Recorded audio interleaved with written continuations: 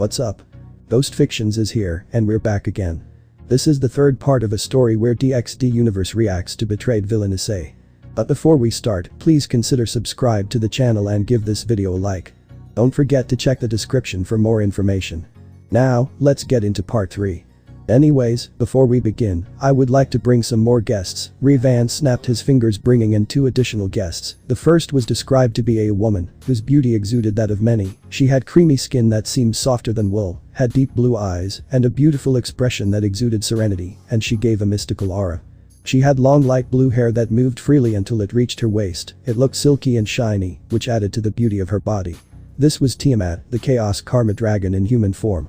The second person was described to be a tall handsome man wearing a black coat with a long mixture of black and blonde hairs, as well as heterochromatic eyes where his right eye is gold and his left eye is black and he has pointed ears. This was Crom Cruach, the Crescent Circle Dragon in human form. Where are we?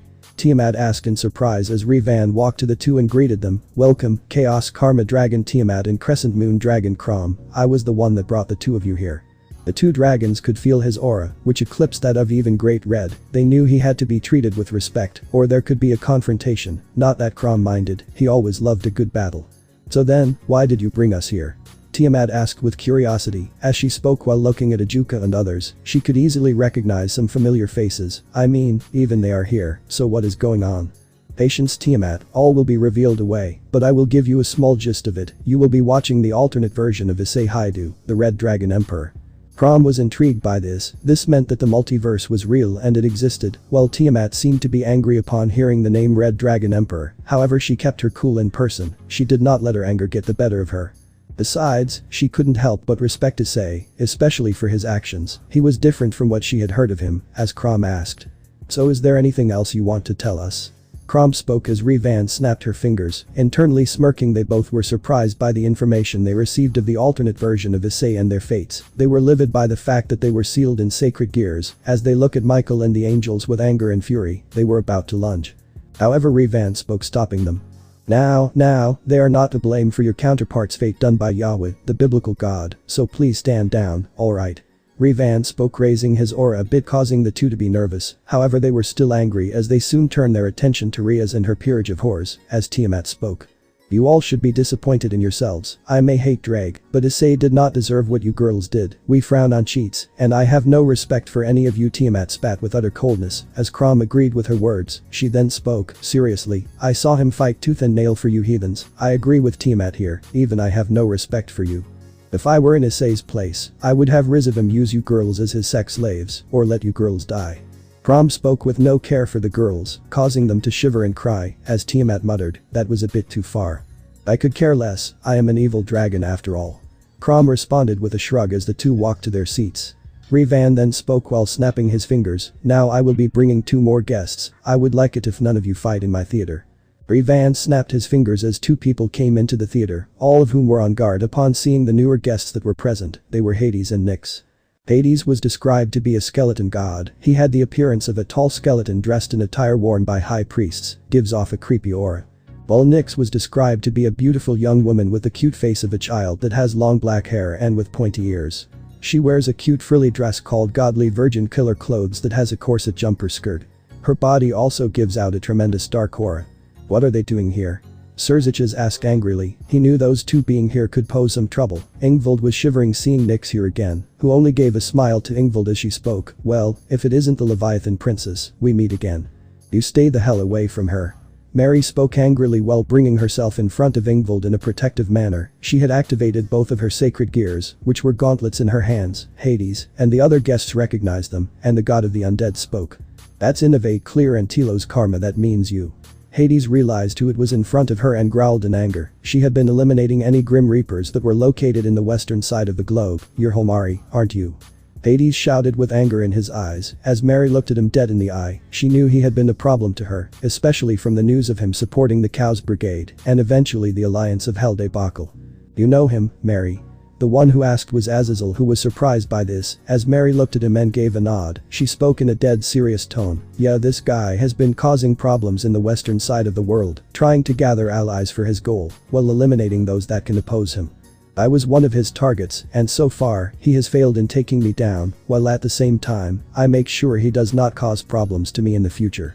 And because of you and your damn brother, you have been nothing short of a thorn in my plans, and today I will eliminate you." Hades was ready to unleash a magical blast, as Mary was ready to activate her balance breaker. Her chances of winning were slim to none, but she was not going to go down without a fight. "Alright, that's enough." Revan clapped his hands, getting between them, as Hades demanded, "Who are you?"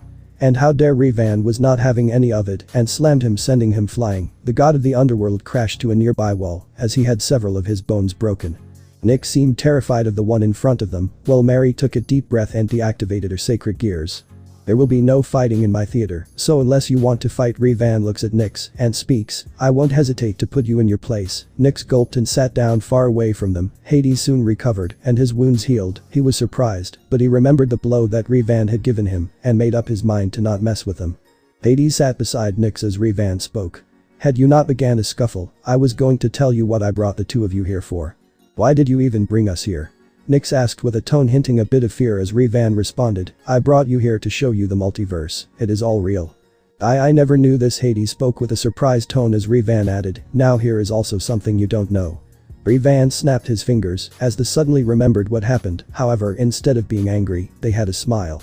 They looked at each other knowing that Issei could be a potential ally instead of an enemy, as they started to make plans to get him to their side. Meanwhile, Mary was surrounded by many people, as Surziches asked seriously, "You wield two Longinus, and you decided to not report to anyone. We never could find their original wielders, so how is it possible that you have two of them? You can only be born with one sacred gear, how do you have two then?" Michael asked, causing Mary to glare at him. She remembered a very bad memory. However, before things could escalate, Revan got in and spoke. "We are way past time for reviewing, let us begin. After that you can ask any question that you want."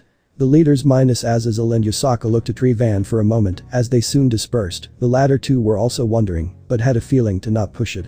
"Alright, let us begin." Issei decided to change his look using Illusion Make, a sacred gear that can transform into Malak, leaving no trace of his former self, as well as aura.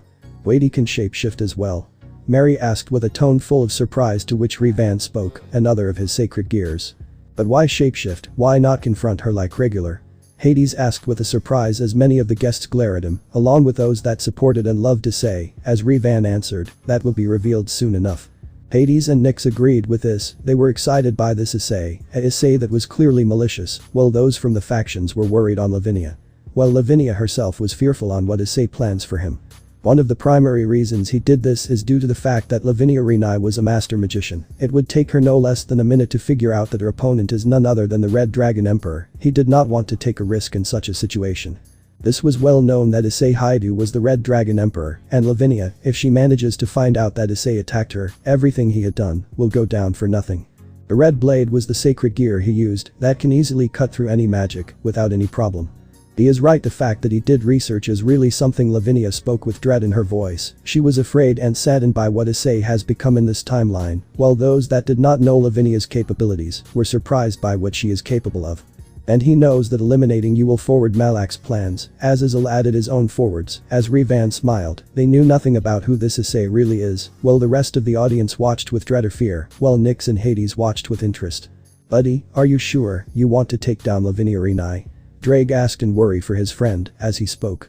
"Don't worry, this will hurt Vali the most. I am definitely going to leave a scar on her, permanently." Issei spoke coldly. Spite was indicated in his voice. Valerie looked down in sadness. He wanted to hurt her by hurting her sister figure from this world. She hated her counterpart for pushing Issei this far. The others calmed her down for what was going to happen. "But that is not the only reason you want to eliminate her, right?" Drake asked with a question, with Issei responded. "So you figured it out, huh?" "Well, it is simple. Lavinia Rinai is one of the few that can use investigation magic. The magic can be a problem to my plans, and she is one of the few magicians that is considered a prodigy, on par with Augusta, who was the predecessor of the Walburga, the former wielder of Incinerate Anthem, which if I am correct is imprisoned in Underworld. As for the gear, it isn't Grigori. She can use investigation magic to track Malak down when he attacks again, and I cannot risk the factions finding out who Malak is, at least not yet." Issei spoke in deep thought. Lavinia agreed with Issei's words, as she responded with a nod. Intrigued by the amount of research he has done, she feared that he must have a plan for dealing with Lavinia as well. Drake was surprised by this. Issei thought this through. It was like hitting two birds with one stone. He knew Issei was cunning, but he never expected to be this smart. However, he still had a few worries, which he voiced. "So how would you manage without using the boosted gear?" Drake asked, as Issei spoke. "Don't worry, I will be fine, I promise you that," Issei spoke, as he looked at Lavinia. If he was correct in his investigations, she was heading towards Kyoto, where her friend lives. Suzaku was pale, knowing that Lavinia was going to visit her. She dreaded that Issei might hunt her down. The rest of Team Slashdog and Grigori hope that Issei does not harm or kill her. "Right on the mark, we will begin our attack soon," Issei spoke, as he attached a voice modulator that allowed him to mimic the voice of Malak. This would allow Lavinia to be unable to detect. Issei jumped into the fray, as Lavinia was heading towards the Himejima residence to meet her friend Suzaku Himejima. "Such a shame, someone like you will fall tonight," Issei spoke in a metal and raspy voice, which was how Malak spoke to anyone he met. Lavinia was shivering. She never would imagine that Issei was the one she would fear. This was true with the people that were present. They never expected that one day Issei would be the one they fear. Even Nyx and Hades felt a shiver from this Issei. Seeing his ruthlessness showed that this Issei would be perfect, but they had to make sure that he was completely on their side. Meanwhile, Lavinia was walking to Suzaku's house. She wore a white sleeveless shirt, which had frills at the center, and a red tight pants. She also left her hair open and wore a headband. She wore red matching heels as she was walking towards the house. Tobio had a small blush looking at Lavinia like this, while some of the men were having smiles looking at Lavinia, while Lavinia herself was saddened, knowing what is going to happen to her. Someone she deemed as a friend wants her and her friends dead, and she hated her counterpart for treating Issei like a garbage. Lavinia was walking towards the house when all of a sudden the dimension changed around her. She was surprised by this, wondering who was responsible for this. She noticed the dimension change was similar to that of the Long Inus dimension lost, but with the change being that she seemed to still be in Kyoto, as she could see the people walking around her, but they were ignoring her or were walking above or below her. She seemed to be in some sort of a parallel reality. She would not have even realized the dimension changed around her had she not noticed the weird anomalies around her. She looked around, then she saw him, the bald man, with a metal plating on his face. She immediately recognized him and narrowed her eyes. A neutral expression grew on her face. "I presume you must be Malak, right?" Lavinia asked, in a cold tone, as Issei laughed in response. It seemed that the disguise worked perfectly. "Good afternoon, Miss Rinai. Well, let's just say today I have decided to eliminate you, since you are quite a problem to me and my plans," Issei spoke with a sly grin. "Oh no." Lavinia spoke with fear, as Tobio held her hand in worry. He also hated what his counterpart did to Issei, and now they are suffering the consequences of their actions. Some of the audience wondered what will happen, since Issei's power is primarily the boosted gear. They wondered what Issei is going to do with her, and what powers he will use against her. Valerie and Azazel prayed for Lavinia's survival, but they were worried on what Issei will do to her. "Courteous, I was not expecting you to be like that, considering you massacred many innocent lives," Lavinia spoke with venom laced in her voice. "Oh, don't be like that, besides they were too easy to kill, and the best part is that, the leaders getting their pride crushed, you should have seen their faces," Issei spoke with a haughty tone. He remembered how Malak told him that their faces were despairing and furious, some were even fearful. Lavinia was getting angry at Malak's words. She was definitely going to make him pay for his actions. She was radiating with mana as she spoke. "You bastard, didn't you have any empathy for their wives and children or other family members?" Lavinia shouted in rage, as Issei chuckled. The audience was stunned by how cold and callous Issei had become. They were angered that despite what happened to this Issei, they still had the nerve to insult and harass him. This was the opposite of what they were doing if they wanted his help.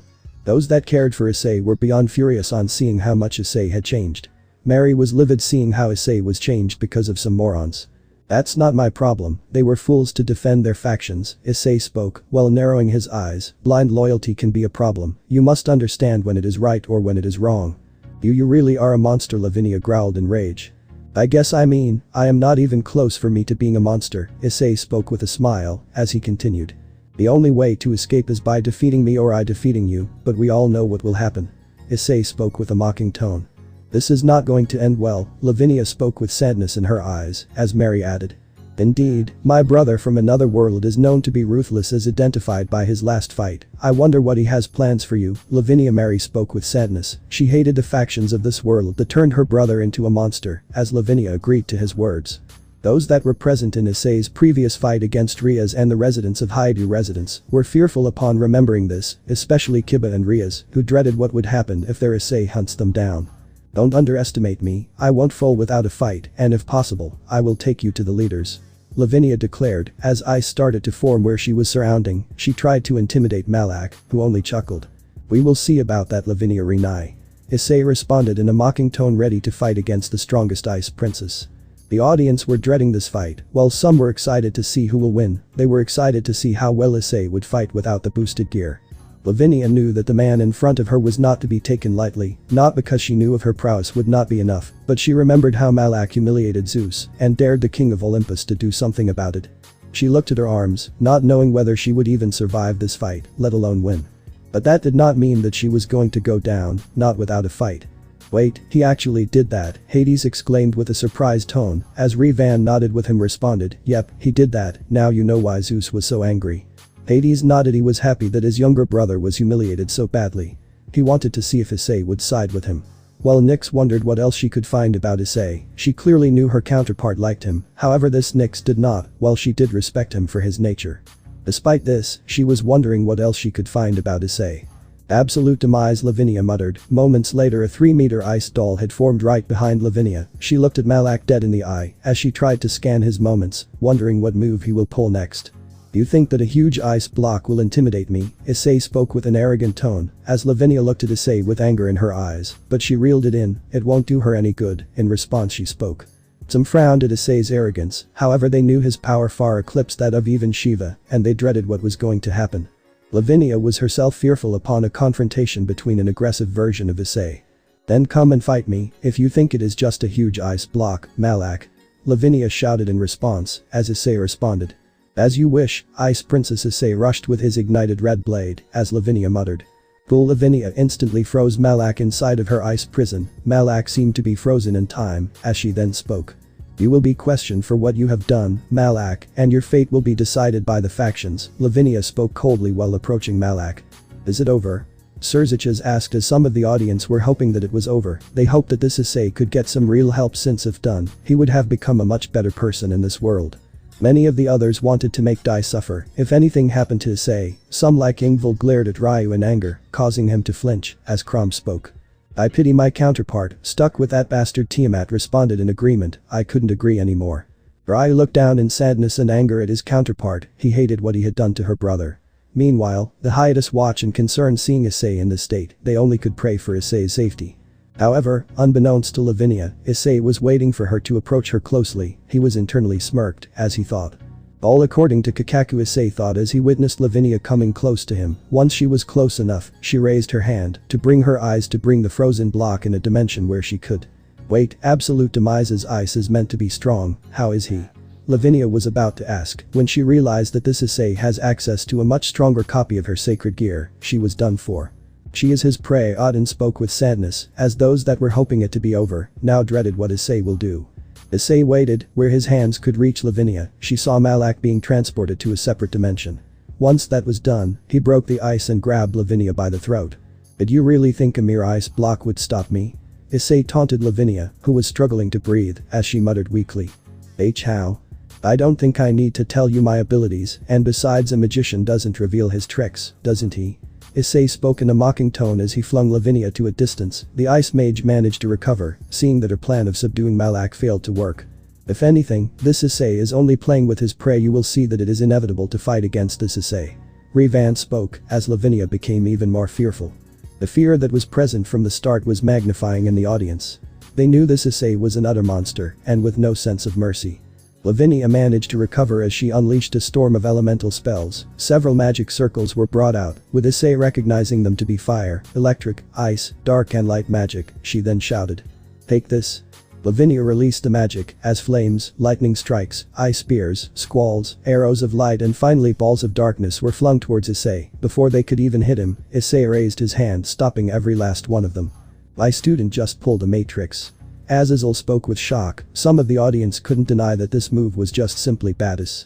The dragons in the room couldn't help but become proud of this move. He was truly unstoppable. While Lilith and Office were waving flags of Issei, expecting him to win, much to the ones sitting next to them's surprise. They must know something of this Issei that they don't.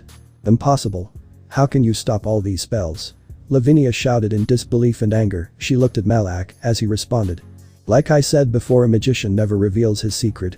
Issei used telekinesis to redirect the spells back at Lavinia, who had great difficulty blocking the attack, even with several barriers to protect herself.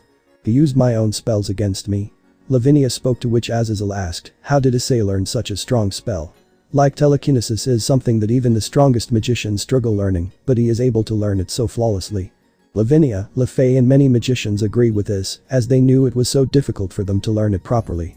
RageRevan then responded, "While most of you were partying and supporting Dai, Issei learned this in secret, eventually mastering it with such high grace that not even the strongest of the magicians would ever succeed. It took him 1.5 years to properly use it. To this level he started learning it before Tragedies was sealed."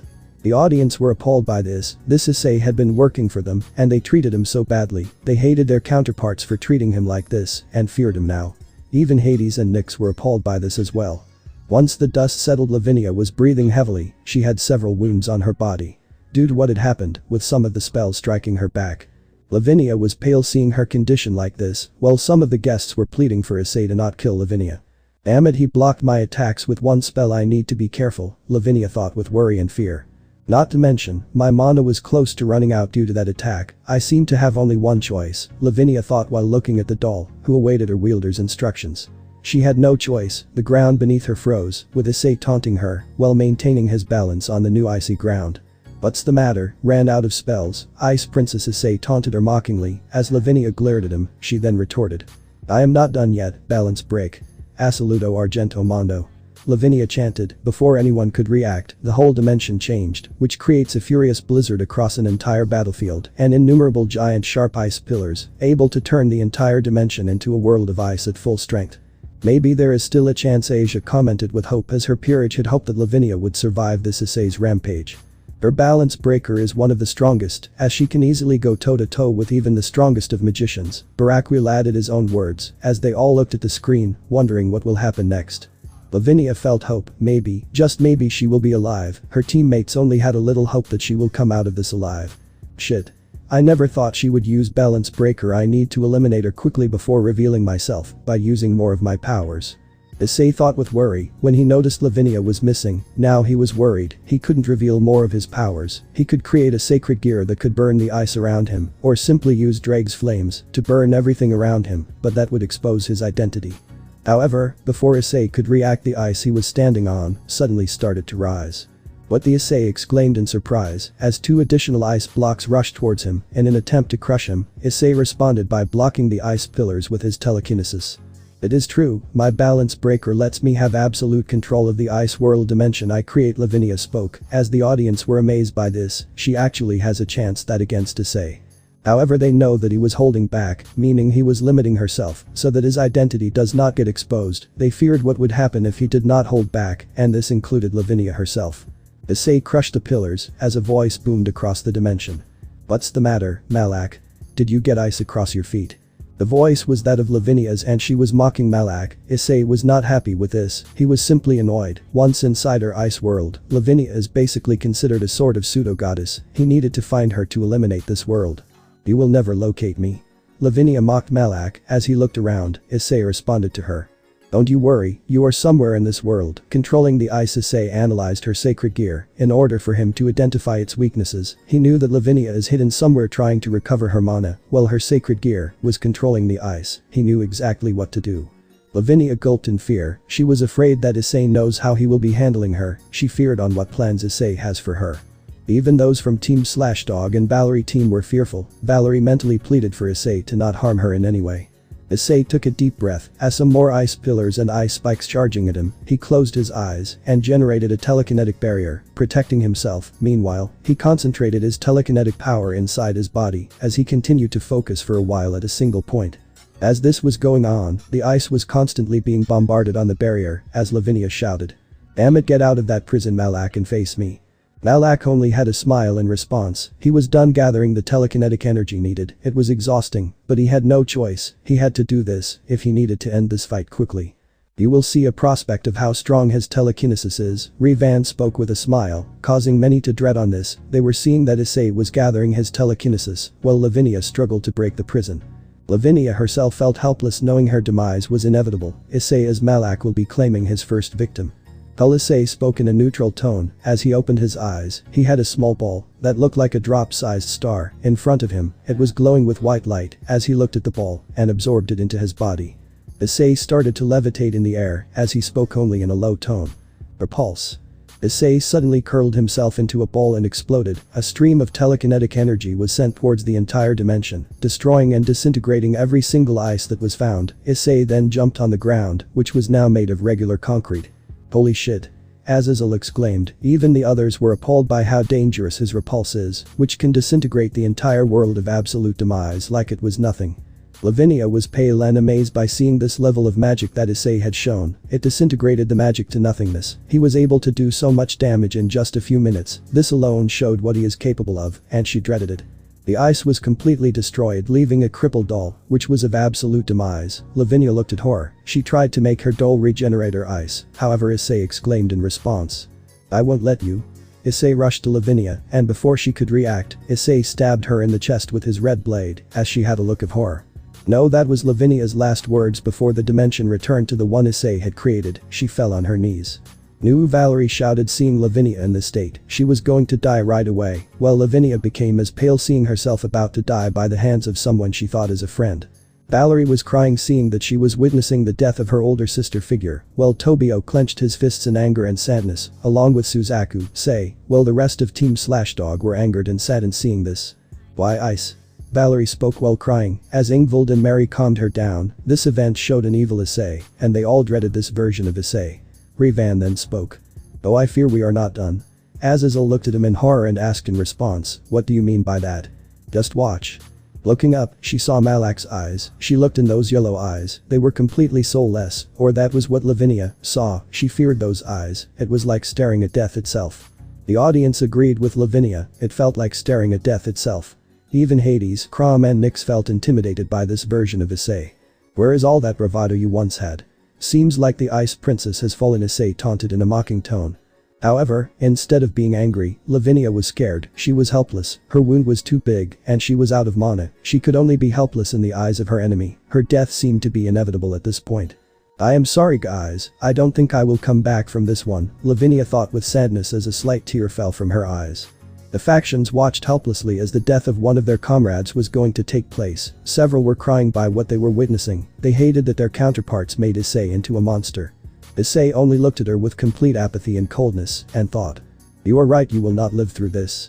Issei removed his hand and started sucking out the life energy from her body. Another application of his telekinesis was that he can suck the life energy from a target's body. Her magic was already gone. She couldn't do anything about what was happening.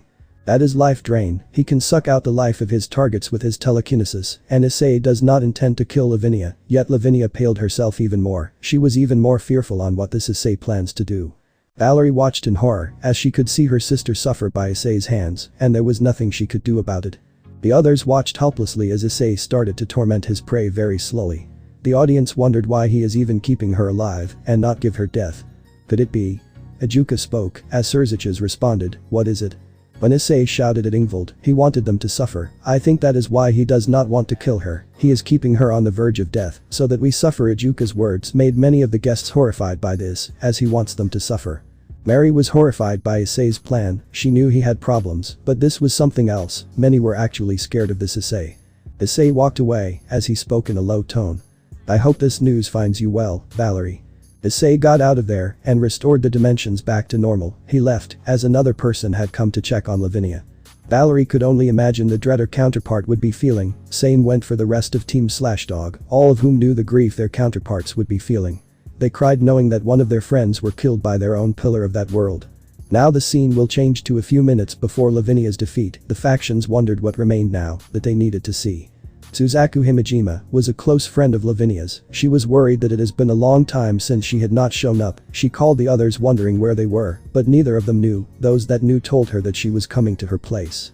She was described to look similar to her cousin Akeno, a beautiful, young buxom woman who has long, flowing black hair and red eyes. She wore a red school uniform, belonging to the school in Kyoto. Suzaku saw herself and knew what was going to happen. She hoped that she was not on Issei's hit list. Tobio held her hand in fear. He dreaded what Issei had planned for her as well. He did not want to watch another member of his team suffer a painful, agonizing defeat. Suzaku kept a hand on Tobio's hand, assuring him that she is alright.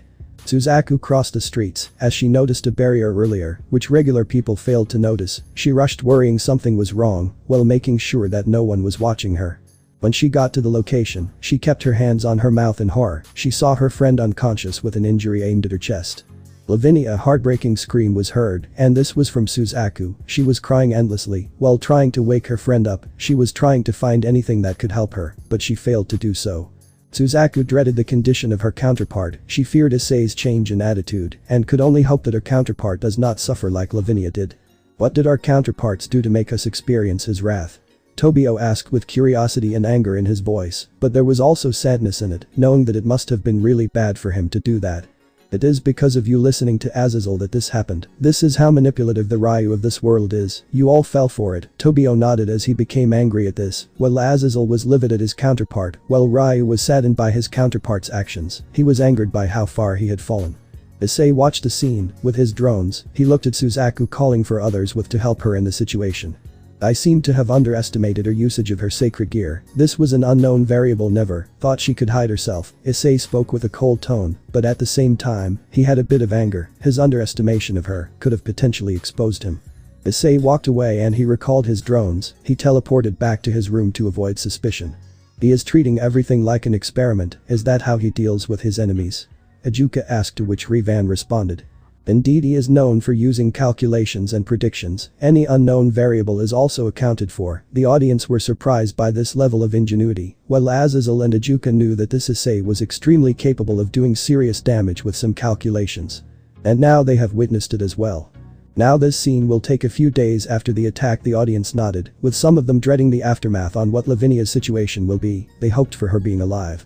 The scene changes to a few days later. The factions got the news of Lavinia's condition, and they were in a critical state. If anything, many dreaded what Malak would do next, especially the Grigori, as they started to initiate even more defenses. Lavinia was in a comatose state due to magical exhaustion, as well as her life force drain. The doctors estimated her that she only has a few years before she passes away. They estimated that she only had 5 years at most.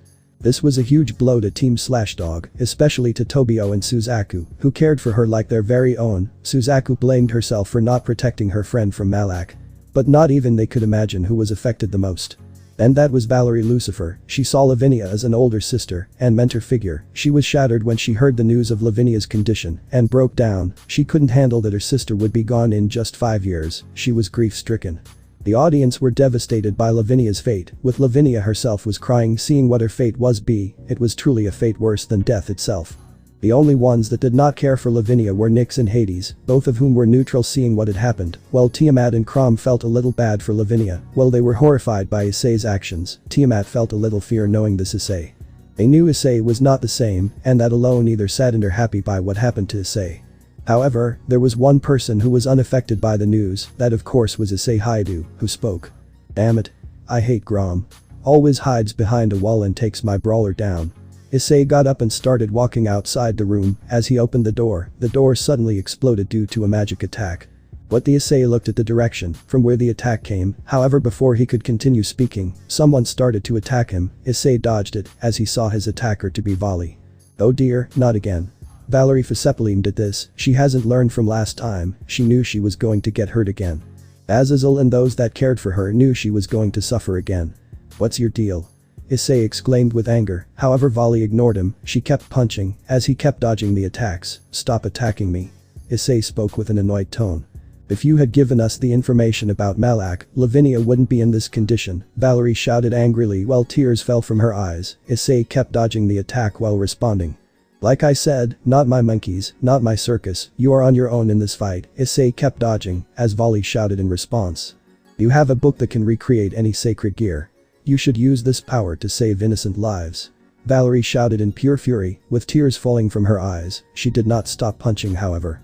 Valerie gritted her teeth. How could they not see how much they have harmed Issei? Yet they expected him to help her. Even those that cared for Issei were angered by this iteration of Valerie, while Crom and Tiamat were also angry seeing this. They did not care for him, yet they demand his help. They have no right to do so in any way. I have had enough. Issei grabbed both of Valerie's hands, shocking her as he flung her in the air. He then kept punching her with his lightning slayer gloves, with each blow dealing massive damage to her stomach.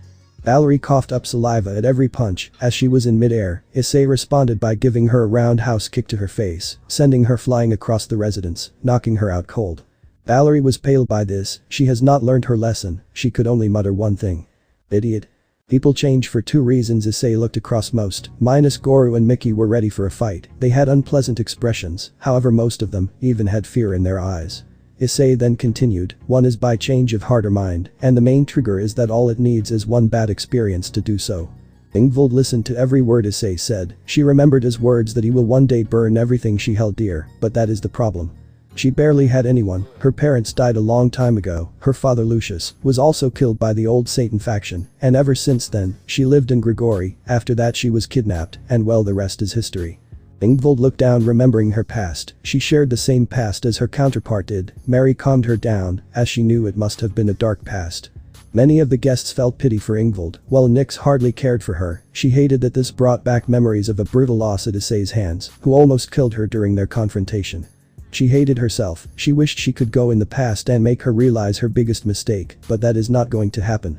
And then there was Dai, who was her king, physical and mental moral support. But it turned out he was a fraud. She hated Dai more than she hated herself for fooling her. But at the same time, she lost the only person that loved her. Now he was no longer going to help her, even from the shadows. She wanted to go back in time, but at the same time, she made a mental vow. She was going to let Issei accept her one day, no matter what happens. Ingvild frowned at her counterpart's thought process, thinking that she can prevent a repeat of a mistake, as she spoke. If she thinks that going back in time is going to help, then she is dead wrong. Valerie responded with agreement as she spoke. I totally agree with that. Is it perhaps you want to stay with your arms crossed and let us all suffer while watching from the sidelines? Azazel spoke in a serious tone, when you can do so much good while helping us. Azazel could not complete, as Issei stabbed him in the chest before the fallen angel could react. When he looked down, he saw fury in Issei's eyes. You take me for a fucking weapon, Azazel. That you can use and discard whenever the hell you feel like it. I am not some sort of weapon, or a sacred gear that you can use and throw away whenever you want. I know of your dislike towards me, when you yourself fell because of your lust. Issei shouted, anger evident in his eyes. He removed the blade, as it was revealed to be the mortis blade. Azazel coughed up blood. A simple stab should not be able to do this much damage. You idiot. Azazel wanted to crush his counterpart's head, as he was only provoking him even further. He hated his counterpart even more at this point. He paled upon being stabbed by the mortis blade, which was caused because of his stupidity. Many of the leaders were aware of this and wanted to give their counterparts a reality check. They hated them even more now. But Azazel tried to retort, however Issei was not having any of that. I have been saying this time and time again, hand over Nyx to me and I will gladly give the information. But no. You believe that you are entitled to receive my help just because I know about the supernatural. Furthermore, I am the Red Dragon Emperor, so you think that I should help you guys. But no. I won't help you, not until I expect something in return. Issei declared as he released Azazel, who clutched his wound while gritting his teeth. He glared at Issei. He wanted to throw a light spear, but he does not know what he will do to him. If he attacks him, he might meet the same fate as Valerie. Hades, Nyx and some of the audience were excited for a scuffle, but in reality is going to be a one-sided slaughter, especially with his parents being involved. The ones present in the theater dreaded what Issei has planned for their counterparts in the fight. It is just that you don't want to help with that power of yours. Dai spoke in a cold tone towards his brother. Ingvild glared at Dai for saying that, who smirked in response. Indeed, I don't desire to do so. Issei started to head out as Mickey and Goro opened their mouths. We did not raise a monster. You should help others, Issei, that was the son we raised. Goro, Mickey and Ryu hated their counterparts, hated on how they are gaslighting Issei at this point. They hated on how callous they were towards their own son brother. Mary was beyond livid at this, as she knew that Issei had a good reason to not help them, and now they are annoying and gaslighting him to help them. If anything, I won't be surprised if Issei kills these two idiots at this point. Hades commented, much to the many of the faction's anger, as Nyx spoke. I agree, and getting rid of those two will soon come, since they have no redeeming qualities. He will put them 6 feet under if they tried any funny business. They soon lost their anger and became fearful on what Nyx had to say for them. They dreaded on what Issei will be doing to them due to his natural hatred for them. Ahahaha, Issei started laughing, shocking and angering both of his parents. He calmed down for a while. Yes, I am a monster, and you know what monsters do. They do this. Issei dashed towards Azazel and Valerie, each of his hands grabbing them by their necks as he started to choke them. Azazel struggled to free himself from Issei's grip. He tried to bring out a light spear, but Issei increased the force of hand, forcing to try to make himself release from the grip. This is what a monster will do, I will kill these two right here and right now. Valerie and Azazel were horrified by this, while those that cared for them were even more shocked by this. Issei did not care if he was called a monster, if anything he loved being called one. He is not even pulling his punches on this one. If he wants you dead, he will kill you and do anything for that. Arthur's words made them dread on what Issei plans to do with them. They were truly scared of their pillar and what he is capable of. They knew that if Issei wanted to, he could have done some serious damage to them. Issei's words made many horrified on what he will do next, as Aika and Riaz shouted. Let them go, brother. Issei Hyoudou, you better let go or else I will call my big brother. Issei turned his attention to them and activated a sacred gear that can disrupt all communications. He called it the short circuit. No, go ahead, I dare you two to do something about this. It won't take me a minute to kill these two right away. The audience truly started to fear Issei. If he wanted to put them in their places or kill them, he could train himself off and do so. Issei's growth is not something that should be ignored. He went from someone that was weak to even the weakest of devil children, to someone who could take down a primordial. They even had designed sacred gears to disrupt communication against them, and they truly were afraid by this. Issei taunted in a mocking tone, as Riaz tried to communicate to her brother, but was horrified when she couldn't reach him, as Issei spoke. The person you are trying to reach is currently busy. Issei spoke with a mocking tone. Oh, it seems like your older brother doesn't have time for you. Riatan. Issei spoke with a fake sadness. Riaz was shivering in fear, knowing this Issei would not hesitate to put her 6 feet under. Serziches and the rest of his family were fearful of what this Issei plans to do. Milikas was scared now. His hero turned into the biggest villain seemed to be straight out from a horror story. He also started to fear this Issei and what he intends to do with them. It was no secret he hated them and will not hesitate to kill them if they wanted to. Riaz looked at him in fear. She was shivering, almost on the verge of passing out due to fear. She was helpless. Issei can kill them and leave no trace of them. Same went for Riaz's peerage. They were all afraid. Issei can take her down, and her brother won't even realize it until it is too late. Aika, you were saying to release them, but you can't do anything to stop me, can you? Issei spoke with a taunt. After all, you are nothing but all bark, but no bite. Such a shame. Aika gritted her teeth with fury, while Dai was equally angry. However, he was fearful on what Issei will do next. Attack me again, and I will join Malak myself. Issei's words made many horrified, as he continued, I can destroy Malak like an ant, if I wanted to, and I am your last and only hope in defeating him. I will ask him to join, and I will start destroying the factions myself alongside him. Just think of your only last hope turning into your worst enemy. Just imagine what can happen. Issei declared with an evil and sinister grin. And that is what happened. Sona Sitri spoke with fear, instilling fear into most of the audience. As Sikvara responded, all because we were unable to see the reality of a fraud, we fell for his lies. Rizer has a feeling that Rizer must have done something really bad to Hyoudou. This is not good. Rizer's words made his peerage fearful. They knew Issei's strength and it was only expanding. They wondered if their Issei will have hatred towards them for their past misdeeds, or not. They truly now feared Issei. The factions realize this is their worst case scenario. With Issei gone to the enemy side, they are so done for. He wants them eliminated and will do anything in his power to do so. Issei's words made many fear him even more. Some of the weaker-willed, including his parents, passed out due to fear. He then dropped Azazel and Valerie as Azazel tried to catch his breath. He then left the room, as he was not interested in dealing with them. Issei walked away, far from them. Many tried to help Valerie. They were happy that she was breathing, with Azazel speaking in a serious tone, after catching his breath. We need to tell this to your brother, that Issei won't hesitate to become our enemy if we attack him, but first we need to get Vali to somewhere safe. She needs treatment. Many nodded, as they started to get to work. Aika and Dai helped their parents, with Dai vowing to one day take his power and torture him for all eternity. I can't wait for Issei to put them in their place as much as we fear him, that is. Mary spoke angrily. It was her brother that turned him into a monster, and he was going to make sure that he ruins him completely. I couldn't agree anymore. Valerie spoke angrily after calming down. They really hate Dai at this point, and could care less if something bad happens to him or her dies. Issei was sipping a bottle of Diet Coke as he looked on in anger. He enjoyed their fears in their hearts, as he was thinking on his next plan of attack. Even though Malak was strong enough to take on a single faction, multiple factions attacking together could overwhelm him. Plus, Issei knew that now the security would be tightened. Due to the attack on Lavinia, it will be harder for him to attack the factions. Issei decided to change tactics. He needed more information on the security systems of each of the factions. Then there was the Greek and Hindu factions, two of the biggest threats he will have to deal with. He barely had any information on the Hindu faction. Only their names. He needed to collect information on the Hindu faction. Although not as strong as great Redder office, Issei knew that Shiva, Brahma and Vishnu were forces to be reckoned with. Their strength surpassed Surzich's from a long mile, and then there is several other gods like Indra, who is as strong as Surzich's, if not much stronger. I am so glad that they are not here in the theater right now, Surzich spoke with a sigh. If they think of Issei as a threat, they will not hesitate to kill him. However, they wondered whether Issei could take them down or not. If they did, he would be someone that not even the gods could defeat. Yeah, I know, if anyone could beat this Issei, it could be these three, I think at least, Thor added his own words. He knew if Issei turned evil, they are one of the few people that can take him down. I plan to bring them sometime in the future to this theater, but worry not, they won't harm Issei, as there are many present that have taken down the Tremurti and are strong enough to wipe out the entire Hindu faction if they wanted to. Revan spoke, remembering several Isseis that are powerful enough to do just that, and they are present in the theater. They don't take any bullshit from anyone and will take them down if they tried anything. That alone made the audience even more fearful. If the strongest gods can't do anything against him, then he is truly unstoppable. Nobody except for Great Redder Office can stop him.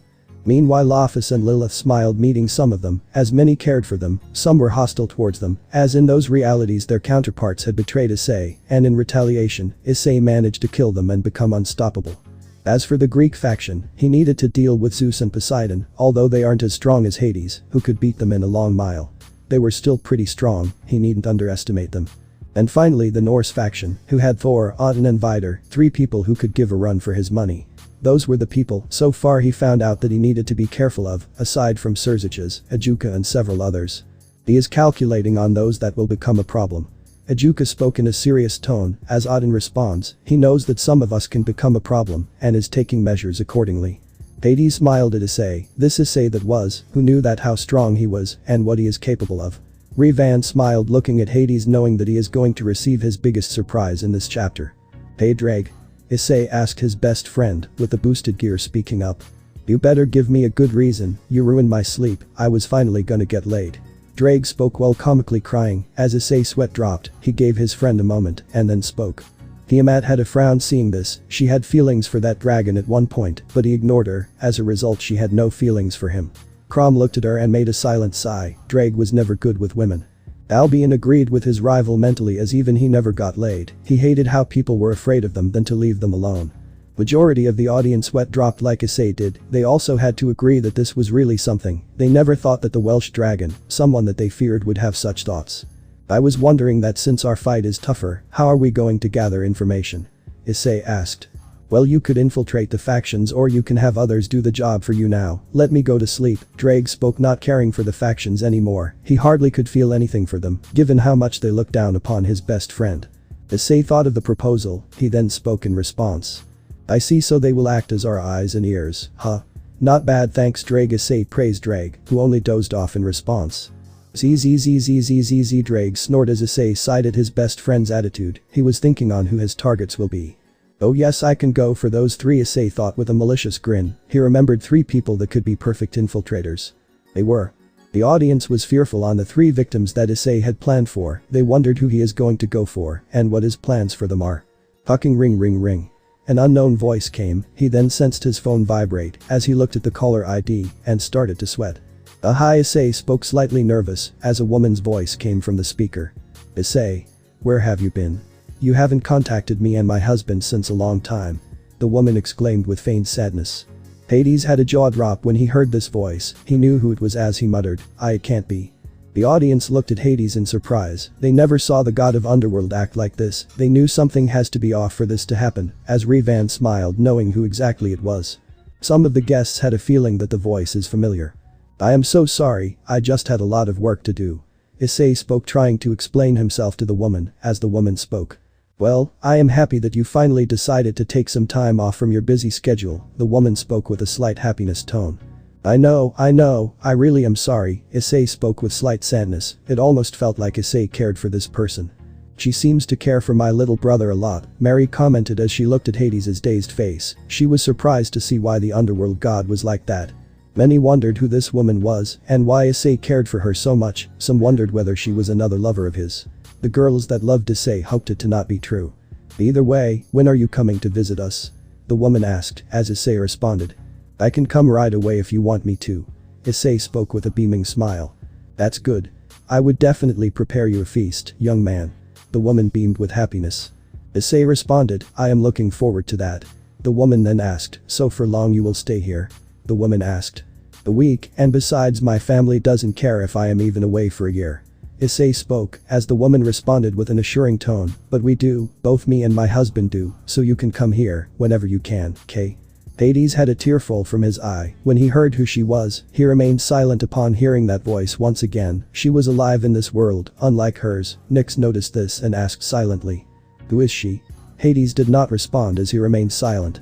I will. Issei spoke with a genuine smile, a smile that hasn't been seen for a long time. Well, then see you at your place, Persephone. Ice. Persephone greeted cheerfully as she disconnected the call. The audience were stunned by this revelation. They remembered that she had died by the hands of a Longinus user, and her soul was stated to be destroyed. Many still remembered that Hades was not the same after that, as Azazel responded, no way isn't she supposed to be dead.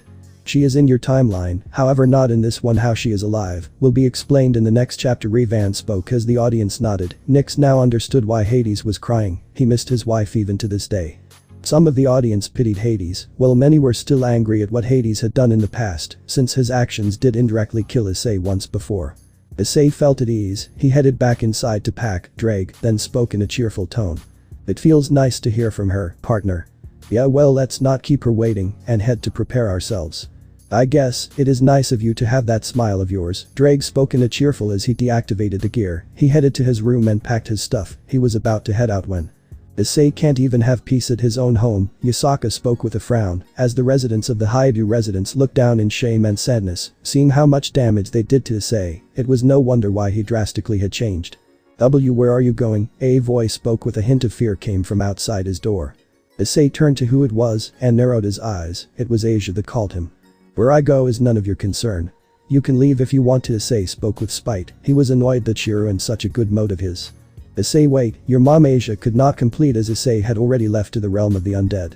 Miki looked down in sadness seeing that her own son does not want to be in the place of his own home. She was weeping, with Goru, the Gremory family and her two siblings calming her down. Issei couldn't even stay in his own house without being scrutinized. Asia also looked sad in seeing the hatred in Issei's eyes. She was fearful on what Issei has planned for her counterpart. Asia was left flabbergasted. She only could tell everyone that Issei has left.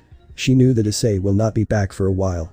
Nobody knew where he was going on, nobody but Issei and Drake. Issei watched as he was being teleported to the realm of the dead as he looked across and was happy to visit Persephone and Hades once again. Issei was excited to see them again. I can't wait to see what they have in store for me.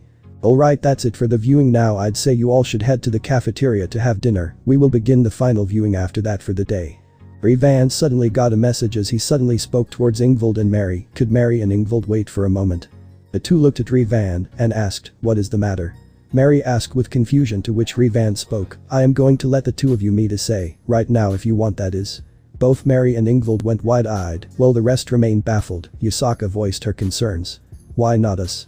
I will speak his own words. Yasaka. RageRevan brought a magic circle. As they recognized the voice, it was none other than Issei. RageRevan, can you bring Mary, me, and Ingvild here? I don't trust the others anymore, not after hearing those that have been betrayed by the factions. And especially keep those heathens far away from me, cause if they don't I will destroy every last one of them.